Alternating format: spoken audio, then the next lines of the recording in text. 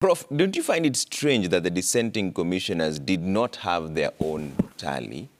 Because they were there announcing from the constituencies. Why would it be so difficult for someone to say, Chebukati said 7.1, 6.9, we say, based on our tally, that it is this and that? Considering this portal is also open to the public. All the Form 34As are there, and the Supreme Court ruling was that it needs to be free and verifiable. Now, first things first, I think it is not true that Chebukati, as a chairman or returning officer, can act unilaterally. It's not true. I don't even care what people are peddling around the text of the Maina Kiai. They are tweaking it here and there. But just a fact of the law that elections are held at polling stations, presidential elections, and not at bombers. It is also equally true, it is the work of IEBC, not Chebukati, to do the work that will finally produce the results which the returning officer will announce. Let me clarify to Kenyans. The reason why we have one individual is to avoid a situation such as we would have gotten ourselves in on that day. You know that situation on Monday? What was it going to be? The vice chair could have announced their winner, and Chebukati their winner. It has happened in other countries. You guys, you must know of examples. So we are avoiding that situation by having only one person announce it. Just like we have only one person swearing in the president, the chief justice, if he's there. Because if you leave it open like it was in the past, somebody could swear in another person. So that's the role of the returning officer or chairman. It is not to act unilaterally. The results he's announcing are results of IEBC, not his. Now to answer your question. The process of verifying is not the process of doing the tallying, okay? You are verifying. Now, you must ask yourself, what does it mean to verify?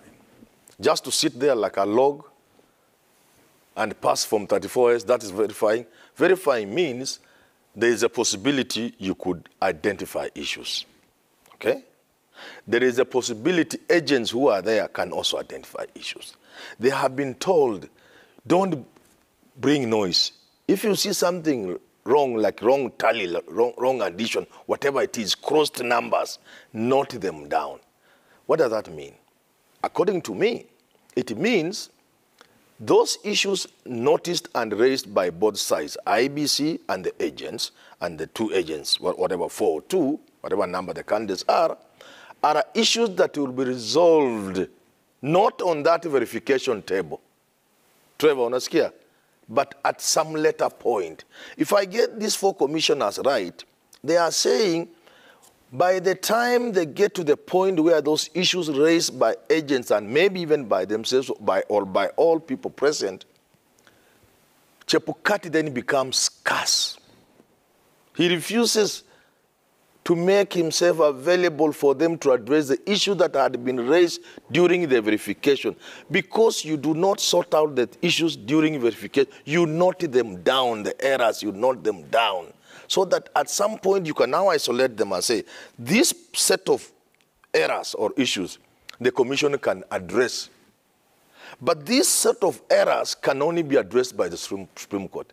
If you are aggrieved because of these things you noted, we as IEBC have no power to pronounce ourselves on this.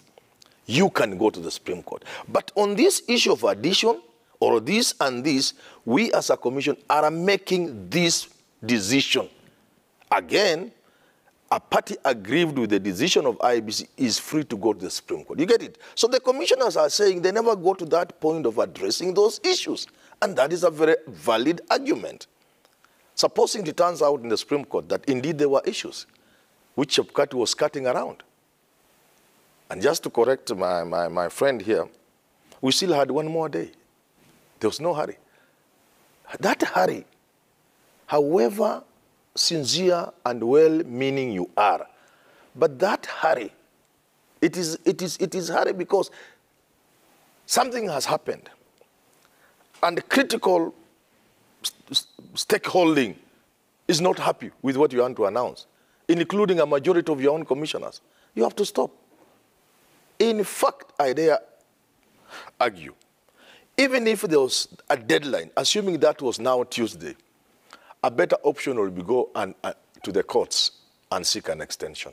That, to me, would be a better option than announce something which can now be annulled by the Supreme Court without a petition. Because somebody can move to court to have that degazetted. Now, if you degazette it, for example, where are we taking ourselves as a country? Those are sort of things, the ingredients for trouble, which we must at all times avoid. So I would have appealed for caution. There was still time. Meet your commissioners. Make it meeting as transparent as possible. And if you can see they are up to certain monkey business, there must be an end to that. Joy,